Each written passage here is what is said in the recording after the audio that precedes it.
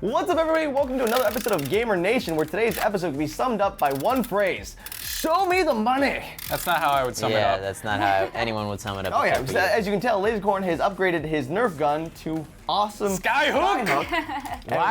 Why are you a 1970s game show host right now? Because I enjoy it. I grew up with those old. Anyways, and with us is Rachel Moore again, who actually, thank you, you supplied us with all these great. This is not mine. This belongs to Rachel. Stuff. Thank you so much for letting me borrow it. It's so cool. The Big Daddy. It's awesome. So you have so much cool Bioshock stuff. If you haven't figured it out yet, we're talking about collector's editions and what's worth spending extra money on. And what is worth spending money on, and is it a viable thing to continue to have with future games? This thing is worth spending money on. Really?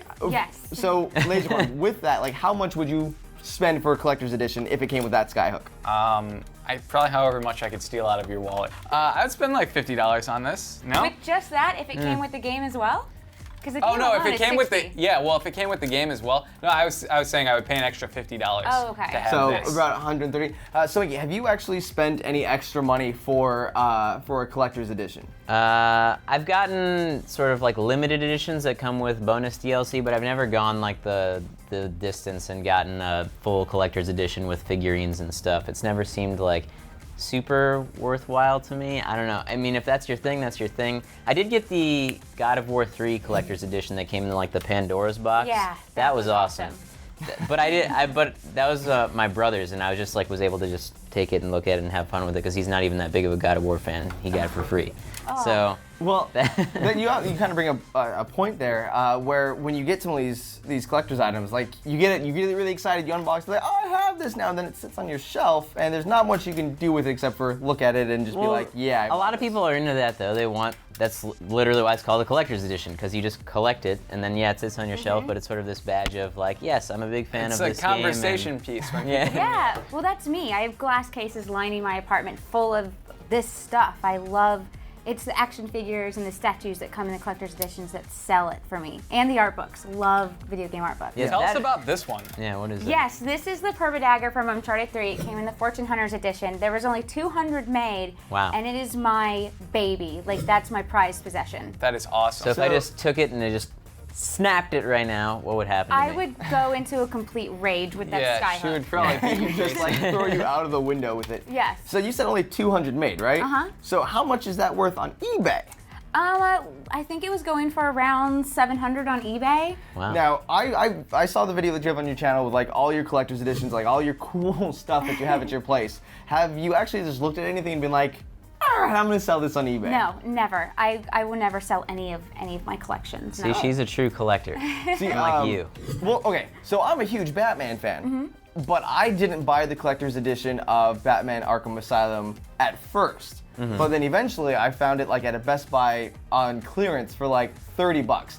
I already owned the game, beat the game, had all the achievements, and still bought this just so I can have the plastic Batarang that came with it.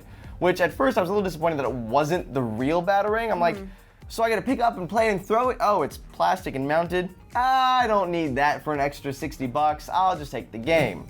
But I did spend like the $80, I think, for the Arkham City one, which came with like the Batman statue. Right. Which I was like, okay, for $80, I get the game and the statue. Like, that's phenomenal. But you're starting to see, I think, too often, like, it's like, oh, get this collector's edition for $150. You're like, I don't know, what would you spend $150? Yes. My Borderlands 2 collector's edition, the one that came with the chest, the loot chest, was $150. And I have not regretted that purchase once. Lasercorn, do you own any collector's editions? I just, when StarCraft 2 came out, I ended up getting I didn't purchase it, but I wound up, thanks to a friend, got the StarCraft 2 Collector's Edition with the art book, which was really cool. It shows you kind of like the evolution of how they turned Sarah Kerrigan into Sarah Kerrigan, or how she went from like the Queen of Blades to back to human and back to kind of her swarm leader form. So it was pretty cool, and yeah, there's a lot of stuff in there that you saw kind of like the development and the scrapped stuff. That's really cool. The one collector's edition that bugged me, actually two technically, is when you had Mortal Kombat 9 released, and same thing with Injustice. They're two different collector's editions. Yes. One that comes with the game stick, which is essential if you want to be like good with the game, and like the other that comes with like the statue. And so it's like, how are you supposed to pick? Like, why isn't there a version that comes with everything? Yes. And I thought that was so annoying. And so like I have to pick like, okay, the game stick. They're doing that with, I think, The Last of Us has 2 different collector's editions, I think. Really? One that has a statue and one that doesn't. I might be totally wrong on that. see, But I think, or it's like in England they get the non-statue one, but America we do, kind of like with Dead Island. Okay. Our collector's edition was just like a leather suitcase with a bunch of stuff in it, but across the seas they got the booby bus, Well, they which I just got- ordered and I'm waiting for that to come to my house. That Didn't they sucks just- that they scrapped that in America. I know. It was They're such awesome. pansies. Oh, there was some outrage over it, I so we better know. not sell it in America. Shut up and sell it. There's outrage over everything here. Give me my Yes. boobies. I know. Everybody likes boobies Yeah. with their video games. For you guys, like what would make a collector's edition worth it? That would actually be like, all right, I'm gonna fork over extra money for it. Portal 2 with a replica portal gun. Oh my, yeah. Well, you can already buy the replica gun. I know. Yeah. But for like, But I mean, if they $300. included it in the collector's edition, that would be great. even if it was like a True. small, like something like this size Yeah. would be awesome. Yeah. Yeah, it doesn't have to be to scale. To like me, this I, awesome thing. I get intrigued by in-game stuff. So if it comes with like in-game cosmetic stuff, I did this entire thing before God of War Ascension came out. They had this Twitter campaign where you had to like go on their website and answer all these riddles and Yes, stuff. that was so fun. Yeah, it was so good. And if you did, you got access to a bunch of concept art and you got in-game bonuses and stuff. So that's the stuff that intrigues me is like stuff in-game, and like you, I really like the artwork. So like Yeah. if it came with a really cool art book, I'd be down for that as well. But I'm not so much into the statues. So Joven, what makes a good collector's edition for you? For me, it's got to be original soundtracks. I like when those are available. More the scores than the bands attached to them. And then artwork is always good, but I don't like just like the small little like thin little case that came with like Brotherhood. It's like, oh, here's 5 pages of art. No, I Yeah. want the big book. And of course, like if there's a good figure.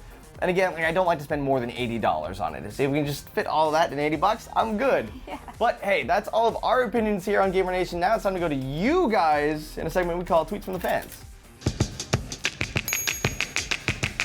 All right, you guys know how this works. We tweet questions, you answer them, we put it on the show. Pretty simple. Let's go. We asked this week what you guys want to see in a collector's edition to make it worth the extra money.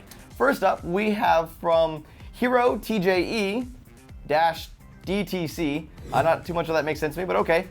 Unique stuff from the game, quote unquote characters, like Skyrim's dragon statue or Washington's diary from AC3. I was telling you before the show that when you got the Skyrim Collector's Edition, it came with like this giant dragon. I didn't know if I was gonna like Skyrim, but then I got it. I just bought the game. But my dad got the Ultimate Collector's Edition, so now anytime I go over there, it's like, all right, Dad, can I have the dragon? He's like, nope.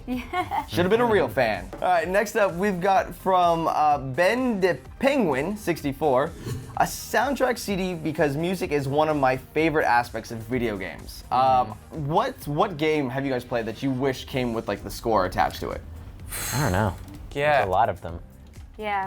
I always default to Halo because yeah. Halo just has such epic music. It does. I would probably listen to Ocarina of Time soundtrack in my car. There you go. Ocarina Thanks, of Drive Time had a Epic. good soundtrack. Injustice came with not the original score, but the soundtrack, which had like all the bands, had Rise Against featured on there. I'm a huge Rise Against fan, but at the same time, I'm like, I don't want the bands, I want the score. Yes. But I feel you, Penguin. Music's great. And finally, we've got Gaper Marty says a game map of the city made of cloth and a bobblehead of the main character. I do like those maps because I usually frame them. Yeah, maps are awesome. Yeah. That's a good one we forgot about. Yeah. Skyrim came with, again, Skyrim's so awesome with their collector stuff. But even in just the normal game, it had like the paper fold out of the map. So just seeing that was put on cloth, that would be fantastic to have on a wall. That's pretty Yeah. amazing. Also, maybe something for Dishonored would have been cool with that map. Ooh, yeah, Lord. a map So of Dunwall. Yeah, Dunwall. that would have been cool. But hey, these are some of like the stuff that we want to see and you want to see in collector's editions. Let us know in the comments below like what collector's editions you have and what you want to have, and we'll look at the comments and be like, oh, that's a fantastic idea. But that's enough of opinions. We've been a little too nice. It's time to move on to a segment where we pit one of our gamers against another in a war of words, a battle of wits, and we call it PvP. All right, today we are debating whether or not there should be exclusive DLC that's only available in the Collector's Edition, or if all DLC should be available to everyone. Arguing that there should be some just for those who purchase the Collector's Edition will be Rachel, and arguing on the side of the people, the free for everyone, not free for everyone, but should be available to everyone. Yeah. So Hinky. All right, So Hinky, would you like to go first? Sure, why not? Okay. You believe that it should be made available to everyone, so go ahead. So most of the time when you're looking at DLC, you're looking at content that already should have been in the game. And a lot of times companies will just wait and release this pre-made content until after the game's already come out. So the big problem with that is, why are you trying to just make an extra buck off of people that just want to play your game? Now I understand stuff like statues and maps and all that kind of stuff in your collector's edition, but give me the game when I buy the game. Don't nickel and dime me afterward with stuff that you've already made that I should already have when I bought the game originally. And that's all I have to say. That's time.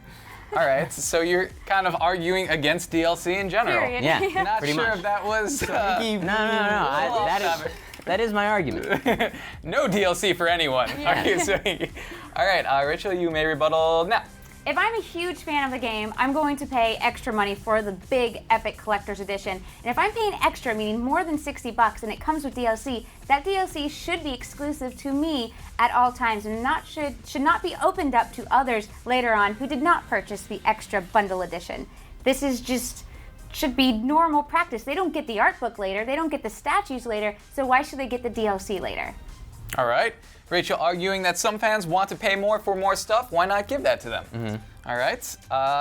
You have 15 seconds to rebuttal, starting now. Oftentimes, I believe those statues and stuff are made available later in the stores for purchase by people that want to just literally purchase a Nathan Drake statue or whatever. So that's counter to your argument. And then also, come on, DLC. What bull is that? That's all I have to say. All right, that's all the time you have to say stuff. So back over to Rachel for her final closing argument here. Go. You usually can buy the extra statues later, but they're not the exact ones that come from the actual collector's edition. And again, if I am paying extra for an item, I want that item to be exclusive to me, because I am possessive like that.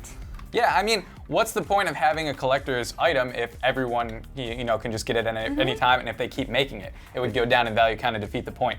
Anyway, guys, you get to decide who won that. So go into the comments section, leave your thoughts and opinions. Thanks for watching. That is all for today. And fight for the side of the people. We'll see you next time.